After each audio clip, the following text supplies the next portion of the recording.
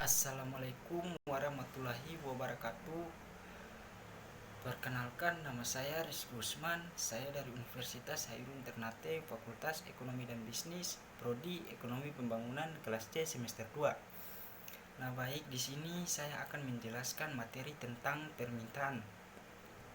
Langsung saja kita masuk ke penjelasan materinya. Permintaan adalah suatu proses dalam meminta sesuatu atau sejumlah barang yang dibeli atau diminta pada suatu harga dan waktu tertentu. Permintaan berkaitan dengan keinginan konsumen akan suatu barang dan jasa yang ingin dipenuhi. Dan kecenderungan permintaan konsumen akan barang dan jasa tak terbatas. Nah, kita masuk ke faktor-faktor yang mempengaruhi permintaan. Terdapat beberapa faktor yang mempengaruhi permintaan suatu barang, yaitu: 1. Harga barang itu sendiri. Nah, jika harga suatu barang itu semakin murah, maka permintaan terhadap barang tersebut akan semakin bertambah. Begitu juga sebaliknya. Hal ini membawa kita ke hukum permintaan yang menyatakan bila harga suatu barang naik, maka jumlah barang itu yang diminta akan berkurang, dan sebaliknya. 2. Harga barang lain yang terkait. Harga barang lain juga dapat mempengaruhi permintaan suatu barang, tetapi kedua macam barang tersebut mempunyai keterkaitan. Keterkaitan kedua macam barang itu dapat bersifat substitusi pengganti dan bersifat komplement penggenap.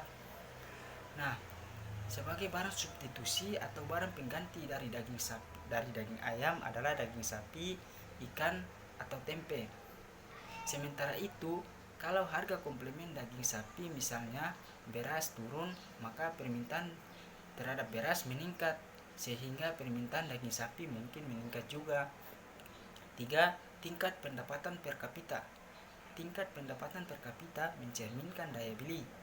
Semakin tinggi tingkat pendapatan, maka daya beli makin kuat, sehingga permintaan terhadap suatu barang meningkat. 4. Selera atau kebiasaan. Selera atau kebiasaan juga dapat mempengaruhi permintaan suatu barang. Sebagai contoh, beras. Walaupun harganya sama, permintaan beras per tahun di Provinsi Maluku lebih rendah dibandingkan di Provinsi Sumatera Utara. Mengapa? Karena orang-orang Maluku lebih cenderung menyukai sagu. Dari kecil mereka memakan sagu. Sebaliknya di Sumatera Utara, selain lebih menyukai beras, ada kebiasaan adat yang membutuhkan beras, terutama di kalangan masyarakat Batak pada saat acara pernikahan. 5. Jumlah penduduk. Kita ambil contoh beras lagi. Sebagai makanan pokok rakyat Indonesia, permintaan beras berhubungan positif dengan jumlah penduduk. Makin banyak jumlah penduduk, maka permintaan beras makin banyak. 6. Perkiraan harga di masa mendatang.